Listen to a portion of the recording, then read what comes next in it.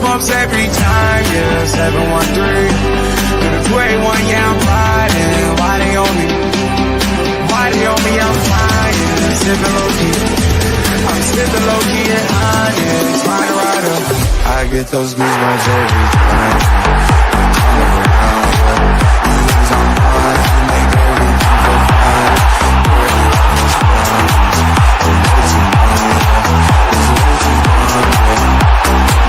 I get those goosebumps every time. I need the high, throw that to the side. I get those goosebumps every time, yeah. When you're not around, when you throw that to the side. I get those goosebumps every time. Up the mugs. Yes, sir. Hey! Shh, I knocked Pete off the screen. Look at he does one time on the telly, and look at this. He's deserted us, Chris. One shot a day on the telly. Look at it. If you're wondering why we're late, it's because of this fact. Don't blame me. He's a diva now, isn't he? He's a diva. No. Don't start, Get him a boys. Snickers. Don't start. I came on doing this because I wasn't looking at the screen. I was like, yeah, still excited about yesterday. And I was like, oh my God. It's okay. I've already apologized to you before I did it to you, so that's okay in the private chat there, Pete. But welcome back to Loaded Mag NUFC, and we, as you can tell, we are still celebrating. Well, got very little sleep actually, 5 hours sleep, but still celebrating. I wore this into work today and found looking for some Arsenal supporters, and I found some along the way. But boys, how are ye? Chris, I'll start with you. You're at the same level as me. How are you, Chris? Mate, I'm all right. I'm not bad. Really going to be keeping one eye on this game tonight. I've just said to you boys, then I've just got this weird feeling about Spurs tonight. I could end up with egg on my face. I could be completely wrong. All day today, I've just been thinking, could Spurs do something here? You know, that 1-0 advantage. I think that's going to be key tonight, and I think the longer it stays 0-0, the better. But yeah, I'm good, mate. Really busy day in work. Yeah, and then weirdly this afternoon, my WhatsApp blew up, and I was a bit like, "Oh, what's going on here? What's happening in the WhatsApp chat?" And obviously, I only caught up on it earlier. But I'm good, mate. On a personal level, I'm good. Looking forward to tonight's show. But I'm going to stop there because I want to know how Sky Sports Pete Davies is. Yes, you guys are. Oh God. No, I'm good. Really good. Absolutely buzzing. Interestingly, you found your Arsenal, mate. I couldn't find mine anywhere. We found half them. They're all over the shop, and they couldn't. They were nowhere to be seen.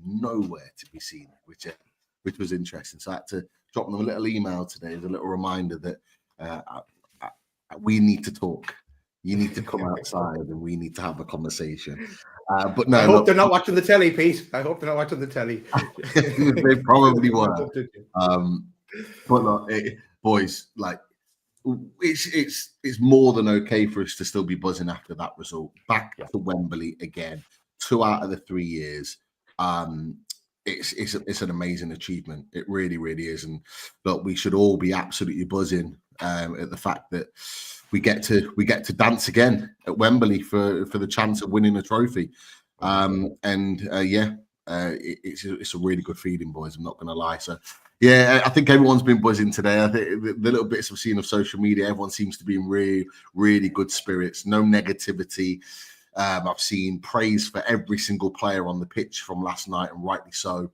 It just seems like a really good kind of like fan base at the moment, and everyone's kind of singing from the same hymn sheet, which is great. Yeah, buzzing. But how are you, mate? How are things? I know you mentioned a little bit earlier, but everything all good? All good. Good, actually. I'm already looking forward to the weekend. But still buzzing after last night. But we have plenty of stuff to talk about. And I know there's a game ongoing at the moment as well. Liverpool versus Spurs. The winner of that, the winner on aggregate, will be playing us in that final. So we're going to be keeping an eye on that too, especially the first half. We might be here for the second half. But look, let's There's a few bits we wanted to talk about. So we said we'd bring it all together. But you know what? We have to start here, I think. Look, first of all, anyone that hasn't seen the clip from Pete on the telly today, we thought we'd show you about 30 seconds of it here now, but the full clip will drop at 10 o'clock unloaded. So you can see the full clip, about 7 or 8 minutes or so later on. I'll drop it at 10 o'clock after the game, let's say. But let's get a sample now so you know what to expect. So this is the debut of Mr. Pete Davey on Sky. On March 16th. For more, I am being joined now by Pete Davey from Loaded Mag, NUFC. Hi, Pete. Still celebrating? Just a little bit. It's been a fantastic 24 hours. A little bit of nerves, full of excitement, and then to watch that performance for 93, 94 minutes was just absolutely outstanding, and beyond anything any Newcastle fan would have expected going into that game last night. Now, some Newcastle supporters had already booked their hotels and travel before a ball was kicked last night. Are you one of them?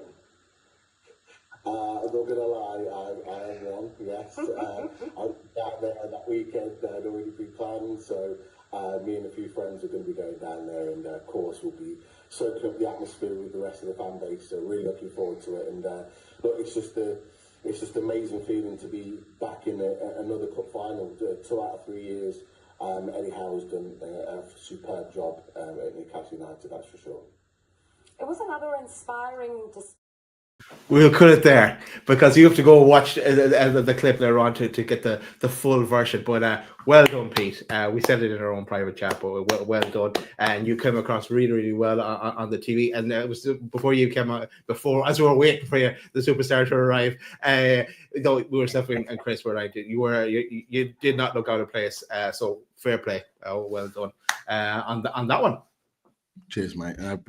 Appreciate it. Been a bit of a whirlwind today. Definitely woke up this morning buzzing about the result, but not expecting to be going on to discuss what's news, to talk all things Newcastle. So, bit of a surprise for me, but hey, it was a really good experience. Thankfully, yourselves, my brother Lee as well, and a few other friends, along with Keith Downey as well, have given me some good feedback and said it came across well. And I was a bit blindsided. Obviously, people will watch it later, and you boys have watched it already, but a bit blindsided, obviously, the comments of Paul Merson today. Wasn't expecting that. Again. Yeah, literally, I just caught it with a couple of minutes before we went live.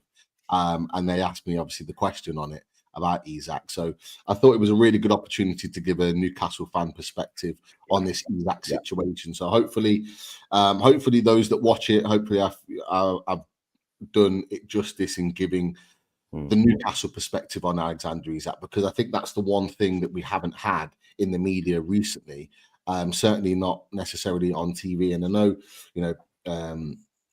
Keith Downey is a huge supporter of the channel. He said so today as well, and equally he's a huge supporter of Newcastle United fan base. So it is not always easy for him to do that because it's his work, it's his job. He's got a job to do. So getting the opportunity to speak, I don't speak on behalf of all the fans, but speak as a fan and give my own opinion. I think it was really important. So hopefully that combats the negative comments, shall we say, about what Merson said today, and we gave it more of a positive spin on things, because there is more positives to negatives, in my opinion, on this Alexander Isak situation, and it needs to be highlighted a little bit more. So I'll, for whenever opportunity I get to have that conversation on a media platform, I'll certainly be banging that drum for Isak to be staying at Newcastle United long term. But go watch it, see what my opinions were, and see what you think. Nice one, Pete. Right, let's go on to another topic. So, where should we start? Should we start with the stadium talk? Because if you recall, during the week, Luke Edwards had an article on the stadium, and he was given the insight into if the decision was to be a new stadium, where it would be located. And this picture was part of that article. And as you can see there, St. James's Park is there as you expect it to be. And that yellow, some people, and especially the Irish Mags chat, have called it a lemon. No, that's not a lemon. That's the the new stadium would go in encroaching into Lees's Park, heading into it anyway, for sure. So, boys, and Pete, I see you're loading more pictures there as well. Nice one. But Chris, I'll go to you for your initial thoughts on when this article broke, and your thoughts on if this was to be the finished article, maybe not in yellow. yeah. Hopefully, it's a full stadium rather than a lemon. Fingers crossed. But yeah, no, I was excited when I saw the pictures. You know, I think the three of us have all said, you know, that we want a new stadium. I think that's evident that as a channel, you know, we all agree that going forward, in order to progress, in order to kick on, we need a new stadium. So yeah, really, really excited. I suppose after seeing those pictures, Daz, I had more questions than anything in terms of, you know, I understand, you know, that Lees's Park was a feasible place for them to build a new stadium. My only question really, and maybe you boys can enlighten me on this, is obviously it looks like the stadium is going to fall into the Covent ground. And then obviously that's going to cause a fair bit of disruption. I mean, obviously, if it was to move slightly to the left and be built on its own, it wouldn't disrupt the Covent St. James's Park stadium. So the fact that it looks like they're going to have to demolish some of St. James's Park in order to build, you know, the new stadium, that's going to cause a bit of disruption to particularly season ticket holders at that end of the stadium. So that, I suppose, that's my only concern for those fans, because obviously, you know, do you reimburse them? Do you compensate them?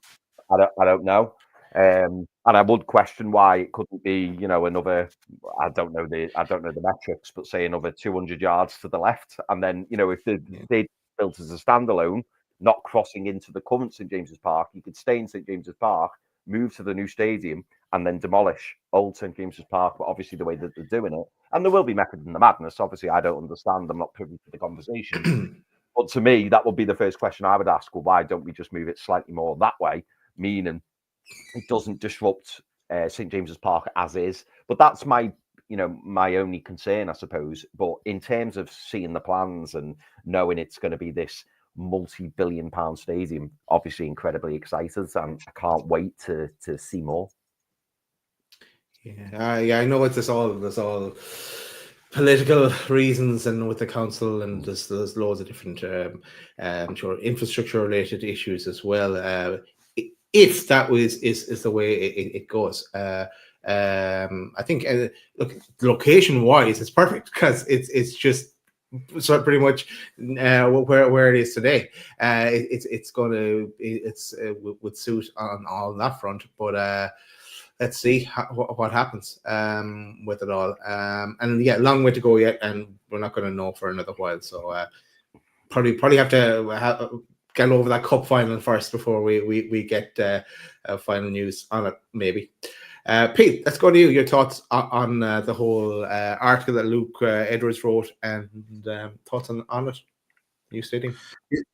It's an interesting one. There's a few things that came out of that I was really excited about, and like a bit like what yourself and Chris have said, like, you know, really excited about the opportunity and what's going to be the potential of completely revamping this club, because the stadium is the heartbeat of the club, and it will change. It will change the landscape for me, and I think in a positive way. Some people don't, and obviously differences of opinions is okay.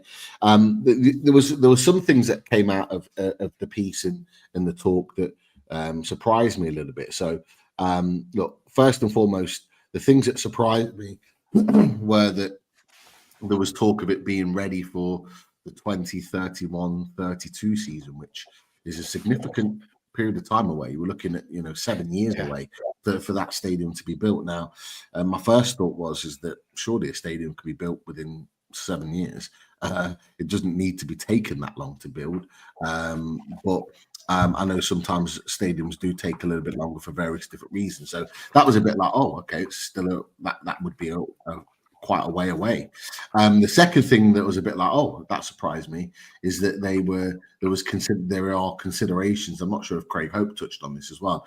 Is that there are considerations of putting back the announcement until the end of the season rather than more recent, because we were told early 2025.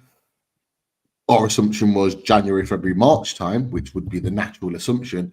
But there's talk that it could be a little bit later and it could go out at the end of the season during the close season, which I think at this point now, if I'm being honest with you boys, they just need to announce what's happening. I think. Yeah, I don't see what's the point in waiting. Yeah, whether they are worried about any backlash, whether they're worried about anything affecting the Premier League season, affecting the players on the pitch, I don't know. But I think fans have waited long enough. I think fans just need to know now what the situation is. Are we getting a new stadium? Are we getting a rebuild? Are we getting an adaptation of the current stadium? Look, we just need to know. We need to know what we're expecting here. And look, the longer things like this go on, the less excited people will be about it. People have been really excited about the potentials of what we're going to be doing stadium-wise. I think the longer it's dragged on by the club, the less excited people will be. And I think it just emphasizes my point. It just needs to be known now. However, lots of positives to think about this is that projected 70,000 seater stadium, which we as a three way back when, maybe in August, we talked about the potential of this. And I think we all were in agreement that anything around the 70,000 seater stadium mark would be a great number to achieve. So the fact that they've looked around the 70,000 mark for a potential new stadium is the right ballpark in terms of seats. I think we mentioned, Chris, I think you mentioned it in particular about 70,000 with the potential of maybe going a little bit and extending a bit higher. That should definitely be in the conversation. You only have to look at the Etihad and Man City as an example of that, because that's what they did. I think they've expanded it a couple of times now. We should have the capacity to do the same. But the image that you put on the screen, Daz, was a great one. And I think from what I've read, I may have some questions to the answers to those questions, Chris, about it, because the stadium does look very, very close to the current stadium, current St. James's Park. Now, what it said in the piece, and Daz, you might have read this as well, so you'll probably know this yourself, is that the thinking behind having it as close to the current stadium as possible was that it took less land of Leeds Park away. Right, so okay. And keep as much of the original land of Leeds Park as possible. So as a bargaining chip, because this has still got to go through councils and various other permissions and the votes and all the rest of it, by having it closer and using the current St. James's land, they're hoping, and this is what it says in the piece, they're hoping that it's more favourable because we're still using our existing land. So just behind the Leeds stand, you've got the car park area. So people who know that area has been very famous because that's where Keith Downey did his address when the takeover happened, with the stadium in the background. The car that's on the car park where he does those interviews for Sky. So it'll be that car park section that will be taking a chunk out. I think that's a little bit too close to the stadium, and I think it's a little bit of and the reason why I think it kind of fits into maybe your concerns of how we're going to do this. I think it may need to be shifted slightly over to the left a little bit further up, so it takes off some of the land but not all of it, because you've then got the massive question of what are we going to do? Are we going to have a situation, and I think I've got an image, I'll just put it up on the screen, Daz. Are we going to have a situation like this, which is what Tottenham Hotspur did? Is that obviously they've got their stadium now and it's fantastic, but they obviously had to have a year or so at Wembley because that second part of the stadium had to be built, and obviously White Hart Lane needed to be knocked down. Now, we don't have the benefits that everyone else does. Tottenham Hotspur, we haven't got a Wembley right next door that we can jump into. There's no way we're going to the Stadium of Light, nor would we want to. No, I think there's very little chance that we're going to go to Middlesbrough. There was talk that we would go up to Edinburgh, I think, which is like Murrayfield, yeah, which is like 120 miles away. Imagine that, 120 miles away, having your home stadium for a period of time. Like it just doesn't seem right. So, but the location, I don't think anyone can complain about. It's right on the location of St. James's Park, if not right next to it. They even said it from the Gallagher, from the corner of the Gallagher to where the new stadium is projected to be. I think it's like a 5 or 10 minute walk. They said that's how long it would be. So like from one end to the end of the other of the part of the new stadium, it would be a 5 or 10 minute walk. So if you're looking at that, that's nothing. Everyone steps up. There you go. Well, there you go. Yes. You look at it, Daz, and look, I'll bring you in on this because I've kind of given my opinion on it. Just, have any fans got any sort of complaints there, really? With the location and everything else, with the stadium being as it's potentially located in that design. No, none whatsoever, to tell you the truth. Apart from what are we going to do in that period of time where we have half a stadium and we have to do something towards St. James's Park, and where do we play? That's the only thing. But no, I think that is the perfect scenario. I know the other people will think, yes, no, go the other way and to the Gallagher and put in the extra seating there and make that bigger, and all that goes with that, and the road and the RV or road to the RVI and a lot of, and the metro and the structural impacts there. But this to me would be what I go with for sure. If you can't go further into Lees's Park but yeah, I know that's going to be an issue. You can see why that would be their selling point. They're not going too far into it then, and if they can get the council around, it would be benefit to the city because it's right beside what's already there. You can stack there. I know it's only temporary, but that could last longer. All the existing bars there as well. I know when I actually met you guys face to face, it was a bar near there. It's where we all first met, actually, over for that Notts Forest game at the start of that season. Champions League, where the season we qualified for the Champions League. But look, just again, if there's a reason, like a decent reason to delay it till the summer, fair enough. But if it's just because it's you're not going to please everyone anyway. So just, that's true. I think go with it, and you've got to put the things in motion and have. I don't want them to also to go out and say we're building a new stadium, and then the council will go out and go, no, you're not building it there, and then we're back to square one. Like, I want to have this half tied down at least by the time they come to announce it. Daz, can you just get that picture up one more sec? There's just one more thing I was going to add on it. I wonder, because in terms of planning permission, they are very big on not disturbing roads as well. And if you look at the top end of the new stadium, so away from the existing stadium, at the top end of the stadium, it falls just under a road. And I'm just wondering, are they trying to avoid disrupting that as well? Because obviously, when you start, trying to demolish roads, that then becomes even more impactful, doesn't it? Because obviously that will have an impact not just on the Lees's Park itself, but also on the public, in terms of like transport and stuff like that. I just thought it was interesting how that road was undisturbed. Like the stadium stops literally. Well, it looks really close, doesn't it? I'm sure it's not that close, but it stops just before that main road. It looks like a main road because it's a pretty big road there. I've got a feeling, Chris, that's a walkway. Oh, really? Because it's on the. You on about the bit right at the top? Yeah, Where- so like there's Legion Park. The trees. Yeah, yeah. I think that's a walkway. I think that's Yeah. that's the actual park. So I could be wrong, but I think that might be a walkway.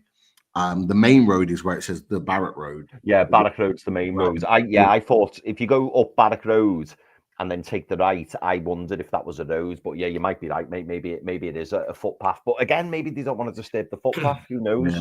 It's a funny one, isn't it?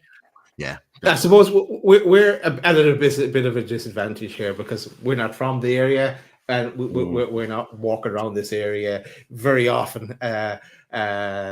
So we don't know the ins and outs. I know, but there has been some great videos in the past that I've looked at anyway, and going into detail on potential ground areas at the time. So, and a lot of them ruled this area out completely. But interesting to see how it all plays out. So Yeah. hopefully we get to find out more in due course, sooner rather than later. Yeah. Boys, let's move on because it was a very important topic that came up during the week, but we'll circle back to it again when we get more info. Let's jump into the FA Cup, guys, and go on that one because we have an FA Cup game on BBC on Saturday evening. I think it's 5:45 or something like that is the kickoff. But yeah, I doubt if Isaac will be playing, but the most expensive signing for Birmingham City probably is who they captured from Fulham. But thoughts on that game, lads? I know we were kind of touching on last night that we thought an awful lot of players will be rested. Pope will get a run out. Wilson should get a run out. Anyone that has any niggling injuries definitely shouldn't be getting a run out. What are you expecting, guys, from this one on Saturday? So for me, yeah, I completely agree with what you said, Daz. I think shot on target for Liverpool. I do think it will be a completely changed side. I think that's the right decision. We have a huge game against Man City at the Etihad, which will no doubt be in the back of the mind. I know Eddie Howe will say, let's just focus on the next game, which is right. But he's got to protect this squad. He has to protect this squad. Do you know what? I'm gonna leave it there, but I'm gonna drop a question to you boys because I was thinking about this earlier. If you're Eddie Howe, are you starting Will Asula or Callum Wilson? Wilson.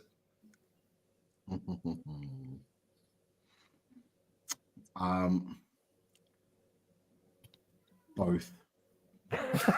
Get them all in. Get them all up. Well, this is what I want. I was going to throw it up to you On the right. Apparently, Liverpool have scored. Claire G said. I don't know if that's right.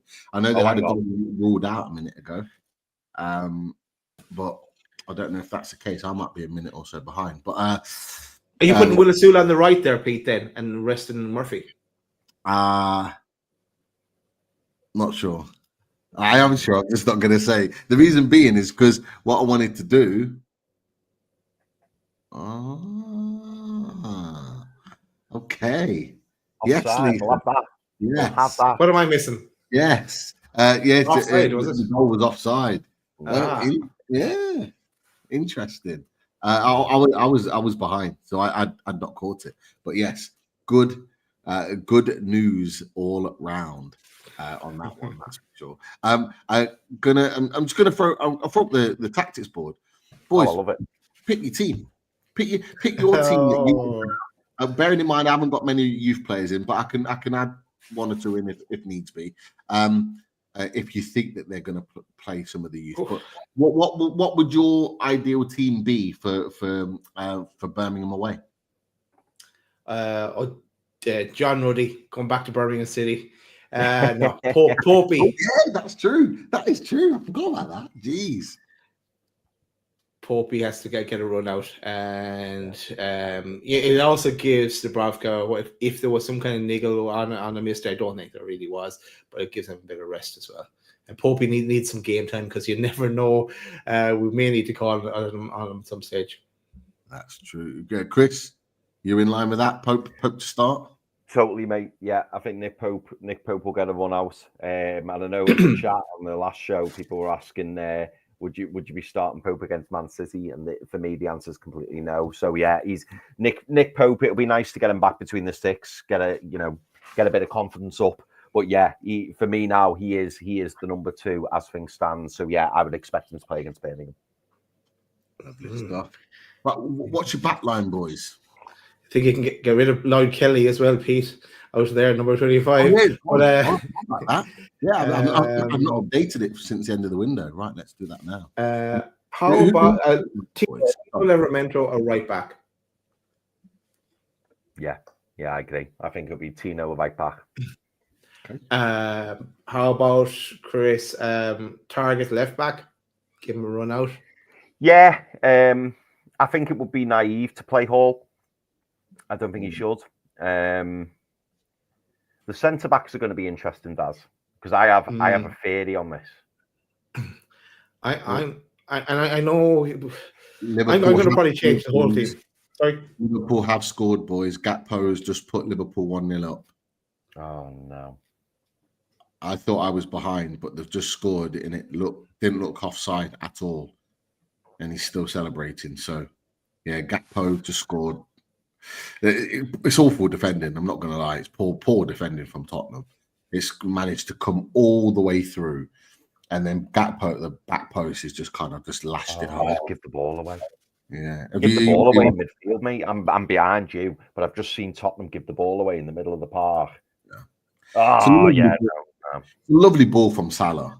It really is. Outside of the foot, he just whips it in, but it's got to be better defended by Tottenham there.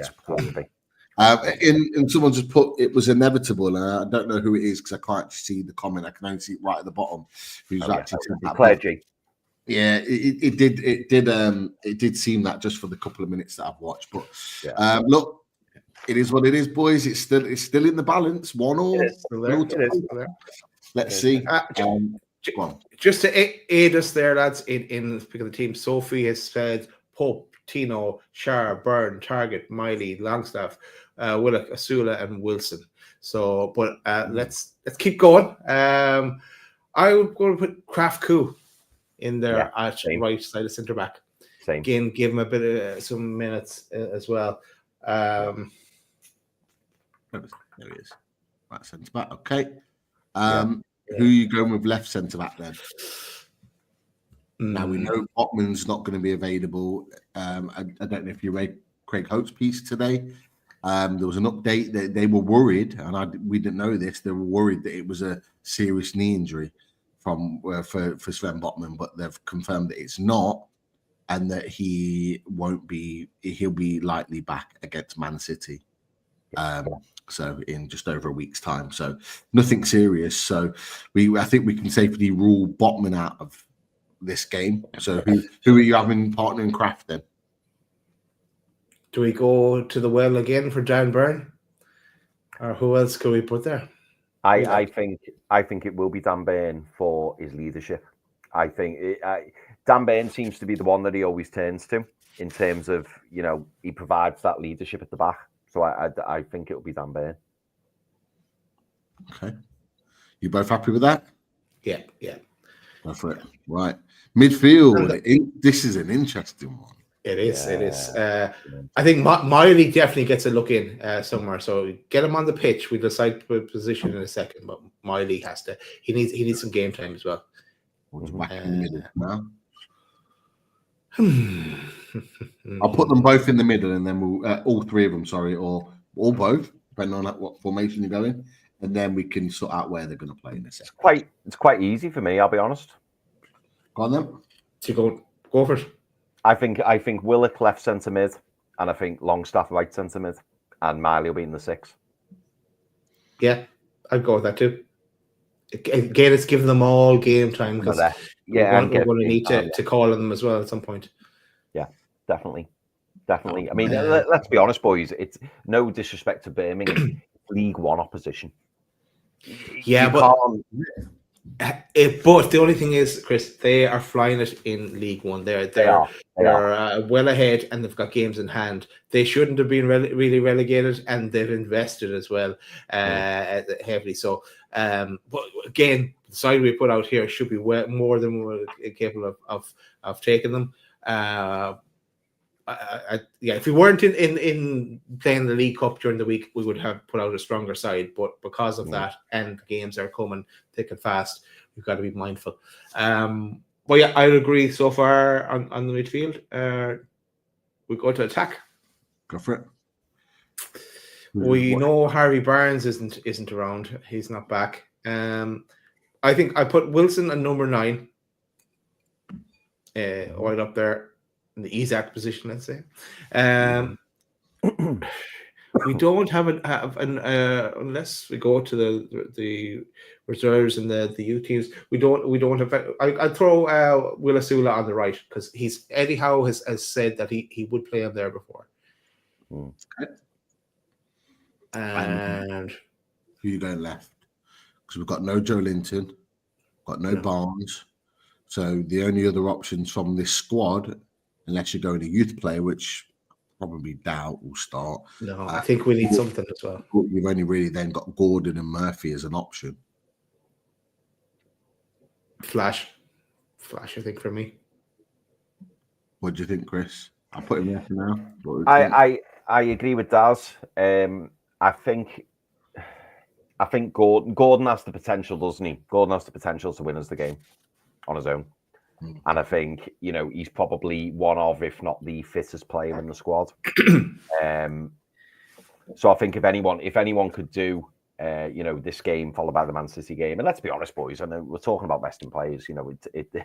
There is sufficient gap between the game we played yesterday, Birmingham late kickoff on the Saturday, and then obviously City's the following weekend. So. I still think there's sufficient gap. I agree with you, Daz. Yeah, I think Gordon. I don't agree with Tom though, because Tom has Miggy in his team. So I'm sorry, Tom. Miggy definitely won't be there. Miggy, what's going on? He's forgotten. He's forgotten he ain't. Get ready for the tattoo, by the way, Tom. Get ready for the London tattoo. It's coming. Oh yeah. Oh my God, boys, one game away. It could actually happen. Oh yeah, God, yeah. Oh yeah, fight. Look, okay. What would you mix it up any other way, Pete? Were you going thinking about playing like with 2 up front? Well. Now you've set out your team, I'll tell you what my team was, because I put it in the Mags chat that they were talking about it earlier, about who they would drop in and who they would rest and all the rest of it. So I just put, this is what I would go with, and the vast majority of it, of what you put is right, boys. I would do exactly the same. I only made 2 changes, and 2 changes for me were, I put Shaw in for Kraft. I had Kraft on the bench. But I'm not against Kraft playing, by the way. I just didn't want to tinker too much, and I thought having that solid back line of Burn and Shaw would just solidify the defense and keep us kind of really solid and regimented. But I'm not against Kraft at all. He's always done a job for us. And then the other one, I didn't have Gordon. I had Gordon in the squad, but I never had him starting. I had Murphy starting instead. So I had it. I had Asula playing on the left. Okay. I had Murphy playing in his normal position on the right, and that was it. But again, I'm not against Gordon playing. I just thought because of how many minutes and the workload of Gordon. Whether they would give him a rest and maybe, if needed, a bit like I think Tonali will be on the bench. I think Bruno will be on the bench. I think there's a couple of those players that are still, like Lewis Hall, they'll be on the bench, and if needed, I think they'll bring them on and to impact the game. But I think that was the only reason I went with Asula on the left, because Asula can come off the left. He can cut inside. He's right-footed, and he likes to from seeing the videos in particular when he first signed, he likes to cut inside and whip that ball a little bit like Isak into that far corner. This is his opportunity to do that. But I'm not against Gordon. I'm quite happy to keep it there, and I'm quite happy to have Gordon there and Asula on the right hand side. That's the side that he cut in and he scored his goal from, playing on the other side of the pitch. But so that's why I would put him there. And just having, I see what you're saying. We have playing Murphy, but we have, and I know I also want to protect Gordon, but we have no other, let's say, natural right-sided winger. Whereas, and I definitely don't want to lose Gordon, but we have Barnes, who's not that far away from coming back. If God forbid something was to happen to Gordon. It's difficult. It's difficult, isn't it? I see what you're saying, Daz, because, worst case scenario, you could play Willock left wing. Worst case scenario, you could play Joe Linton left wing. On the right, it's literally Murphy. And then, we're talking about playing Will Asula there. So we know that he's probably capable of playing on the wing. I agree with you, Daz. His goal saw him cutting in from that right wing.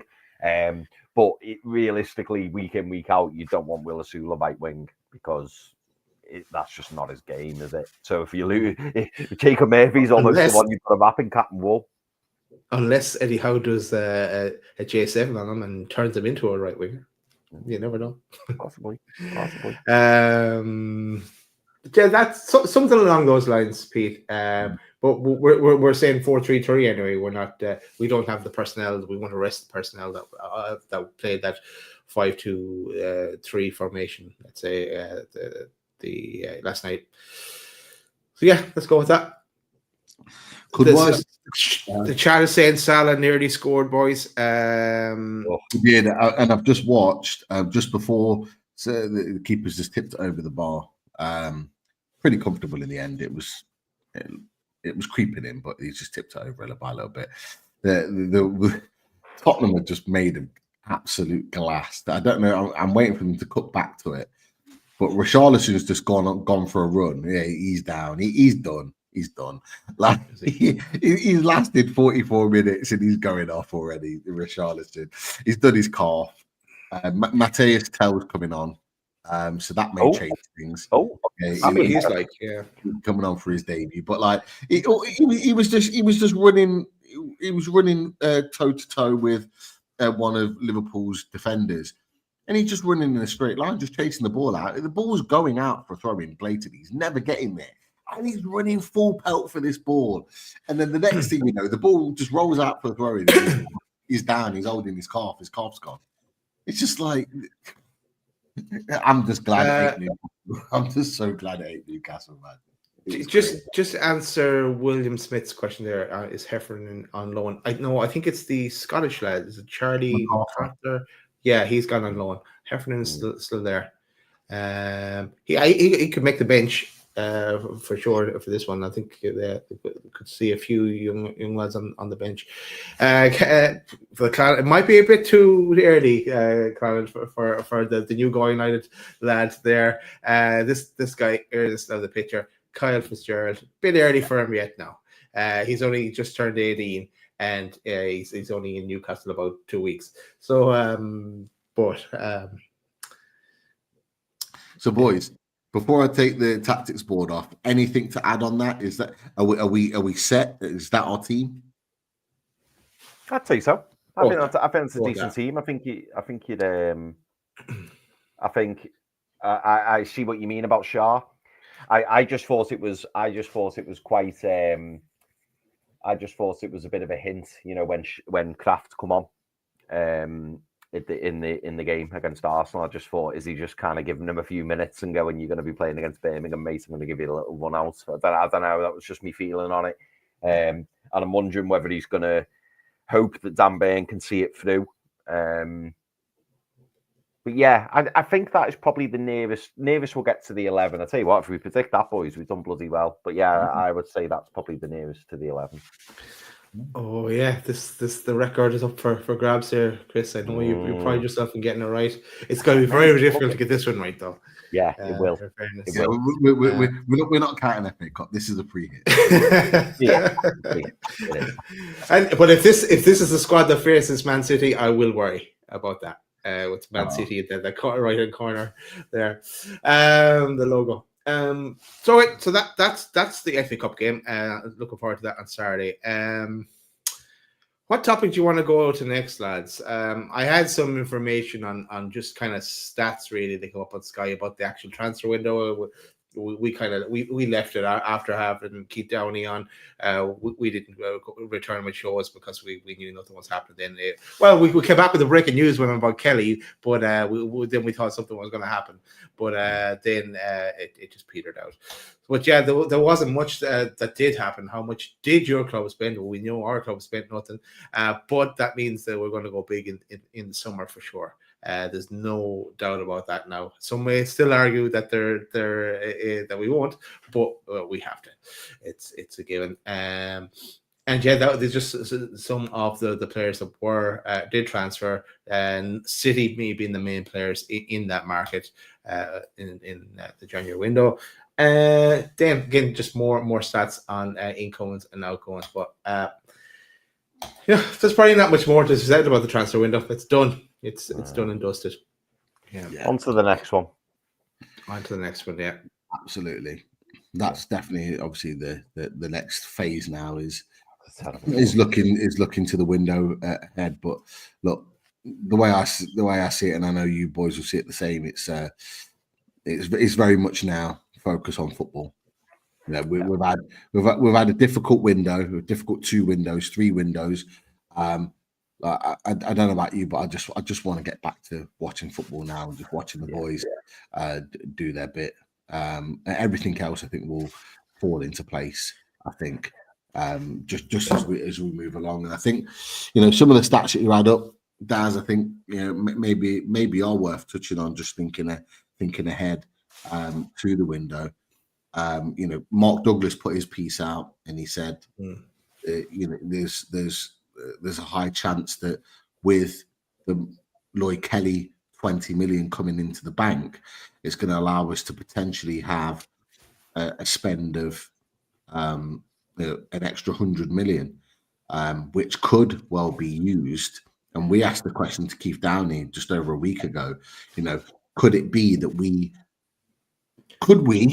potentially expose some of the other clubs in the market of the June PSR situation, and it looks like we'll have a significant amount of money to be able to do that, which is interesting. But I've got a question for you boys. There's a question I was going to ask you last night. Yeah, thought about that. The question is, you can only choose one. Are you picking off a rivals player in the June PSR window, or are you extending Alexander Isak's contract? Oh, Jesus. You can only do one. That's easy. You can only do one. Which one are you doing? For me, 110% Isak's contract.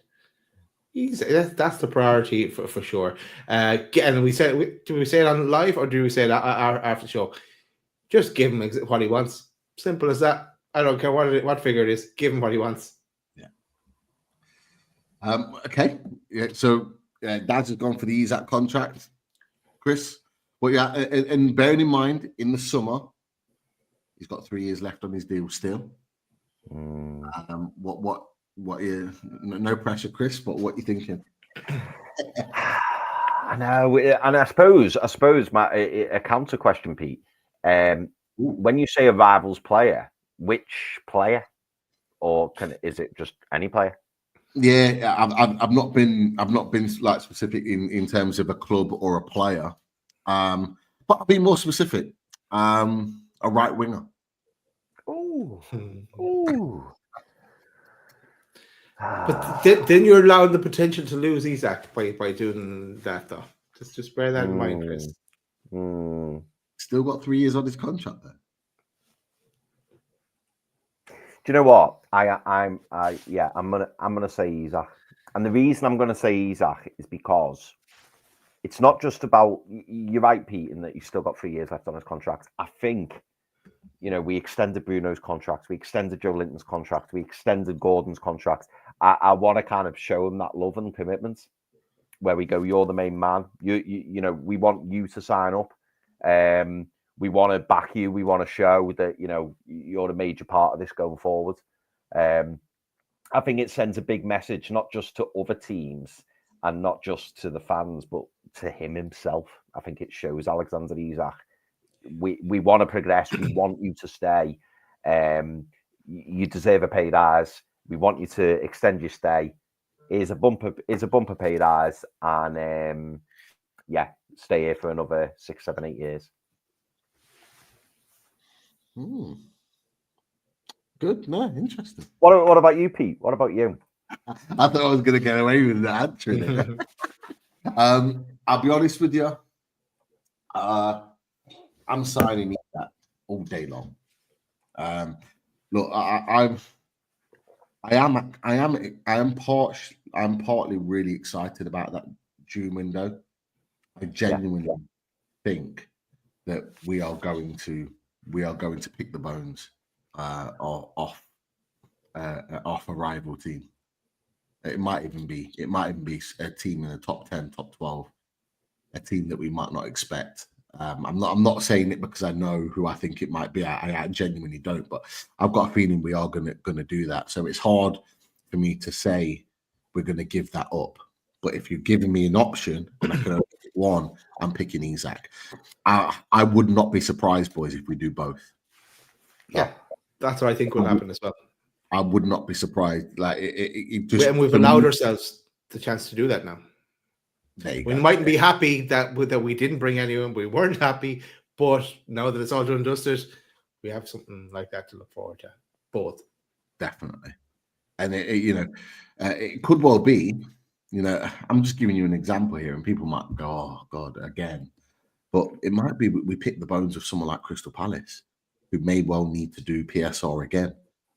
We pick the bones, and it might not be the player that you expect, because we have been linked with Jean-Claude Mateta. Saw that, yeah. Yeah. So it could well be a player like that who wants to play European football, and we could be playing European football now. I'll ask you another question. I'm just going to get my charger because my phone's about to die. I'm going to ask you another question. Would you take Jean-Claude Mateta as Callum Wilson's replacement? That's all I want to know. Take anyone as Callum Wilson's replacement these days. But I hope he does a great game on Saturday. I remember I did say, will my power be back before Callum Wilson returns? My power was back. I was surprised. But he in the last season he had a great run if I recall. I haven't really watched him that closely this season. He's an option. He wouldn't be top of my list. He was playing really, really well towards that run he went on. He was playing really well. So I'd have to weigh it all up. And what kind of fee? And you're not talking free transfer here, Pete. You're talking about a transfer fee involved. Yeah, a transfer fee. I'll have a look actually. Jean-Philippe Mateta. His contract runs out. So he'll have a year left on his deal. Oh, okay. In the summer. Oh, only got a year left on his deal. So not a significant hit. Him and Gahey go into the summer with both 1 year left on the deal. And is he a generational talent? According to Steve Parish, he probably is. He's 27 years old though, which is not. It's not a bad age. I thought he was like 30, 31. I'm not gonna lie. Oh, yeah. That is a better age than I thought. Okay. I've just intrigued myself then. Yeah. Looking at that. Interesting. I'm gonna say way too early to be talking about this. Look, this is just three lads talking with a group of fans all together having a conversation. Yeah. It's an easy conversation. Wait, what are you doing, Chris? I must have. Well, to be honest, all I've been thinking when Pete asked this question was his song. All I've been thinking about.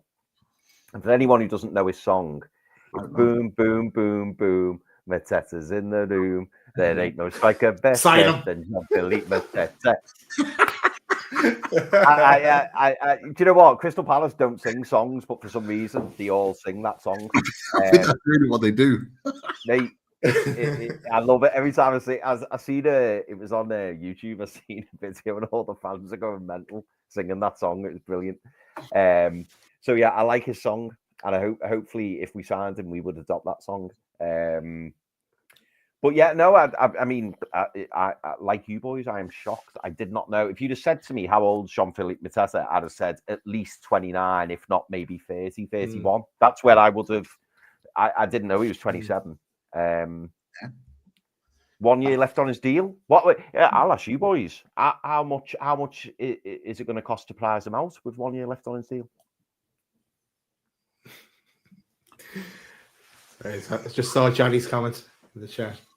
Johnny is in the chat. Oh, we need to talk soon. Actually, fixtures are coming out soon. We need to get arranging. So yeah, we'll be in touch, fella. Hope you well. Hey, hold on, Mr. Radio 5 Live, Mr. Radio. Yes, Greenwood. Don't stop. We've seen him. Yeah, Mr. Radio 5 Live, Johnny Greenwood talking facts. But yeah, absolutely. He's got another question in there. I think it's for you. Yeah, you know what? It's an interesting one. He's gonna. I've just checked. His birthday's Mateta. Yeah, you see that? The Chris remix. Definitely.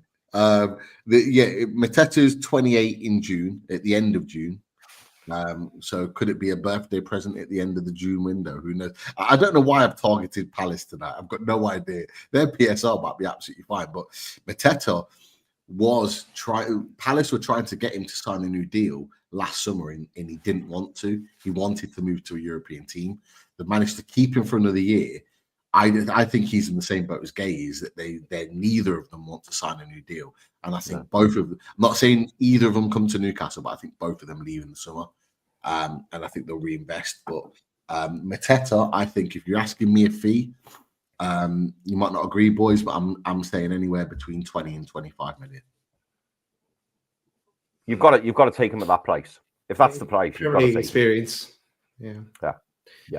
As long as he, maybe someone has said this, but as long as he's happy to play second fiddle to use that.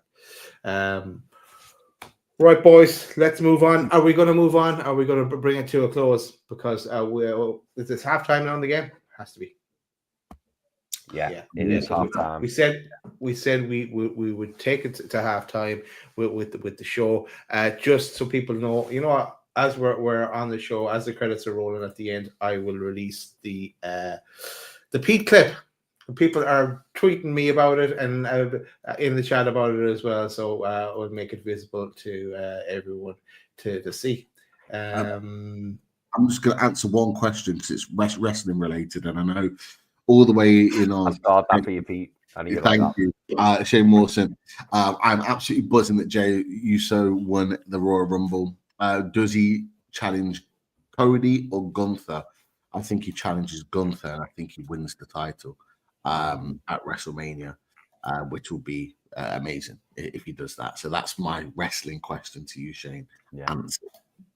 I'm going to mention two things, and I want to answer the question, or I want a question answered, should I say. But I'm going to just mention two things because two members have put a comment in the chat. Shane Mawson, top man. 3 years, 1 month of being a member. And Shane says, away the lads. Absolutely, mate. And also Munch, who's been a member for 2 years and 3 months. Give Isaac a 10-year deal. Can't disagree with that, mate. Cannot disagree with that. Did you see on the Isaac Shearer interview when Shearer kind of dropped that into the conversation about the long-term deal? Isaac laughed it off, but I don't think Shearer was joking. I thought he was serious. yeah, he wanted it. He wanted. We all want it. I love that he loved the dog memes. The memes that's class. He's well aware this is going on as well. But I had a quick question before we go, and it's an important one, and we all want to know the answer to this. It's from GBRG Lax, and he says, "When will the autographed Pete shirt be available in the Loaded shop?" That's what we all want to know. It's not me, man. It's not me. That's not what we do here. Not what we do here. It's just. It's, to be fair, it's great just to be able to, just to have Loaded Mag NUFC like somewhere like that. It just shows the growth of the channel. It shows, the almost like the trust in Sky Sports, like having a representative from the channel on. I think it's just great. So, and look, we're fighting our corner here with regard to this Isaac Arsenal business, and look, we should be on to celebrate the fact that we're in the cup final. So, let's embrace it. Johnny, for example, is on there. Newcastle Fans TV have been on there plenty of time. His good mate Sam, and friend of our channel as well. Sam has been on plenty of times on Sky Sports, as is Lee. So, hey, look, I think we're all of us, including everyone in the chat, we're all representatives of this club, and we all do it in different ways, and that's the most important thing. Well said, mate. Well said. Radio. I like coffee. Ask the question: will the Loaded Mag intro be played at Wembley? Probably not. Maybe in the new stadium. You know what, though, boys? I was asking that question. How many times do we keep hearing Goosebumps? And it's funny because it's always on like Newcastle related stuff, and it's like, come on, get your own tune. Stop copying us, man. Love it. Right, boys and chatters, thanks for joining us. We said we do a quick roundup. Good news is the Pete video is now live on YouTube, so you can find it there as well. It's about 7 or 8 minutes long, and have a look at that. You get the full detail of, because we're all working today. We missed it, so we got to catch up on it. Hit that like button. Yes. William Smith has the right idea. Hit the like button on the way out as well. We will be back sometime over the weekend. I imagine that's in some capacity. We have to decide that yet. But enjoy the game. On Saturday, and let's hope we get that result against Birmingham City, and we're still in the FA Cup. Let's see how this second leg in between Liverpool and Spurs plays out as well. We were talking that the other night. Does anybody know when the draw is for the next round in the FA Cup? If anyone knows, put it in the chat really quickly. Chris, if you know. I don't know, mate. Is it Sunday? Is it Monday? Does anybody know? I imagine it'll be Sunday, won't it? Because aren't the last games played on the Sunday? I'm guessing. Well, no, we might try and have a show around that. One of the games is played on the Tuesday. Oh, I think there's one FA Cup game on the Tuesday. That's great. So yeah, well, that would be something, William. But yeah, nobody seems to know, so it's fine. Nice. We'll nice. I like that. Someone said that. But yeah, didn't think. Okay, let's go. That's it. Show's over. Done and dusted. Enjoy. Go watch the second half of the game. Look, we talk about Isaac a lot, but also a lot of credit to this man, Eddie Howe. Good night, everyone. How'd you like that?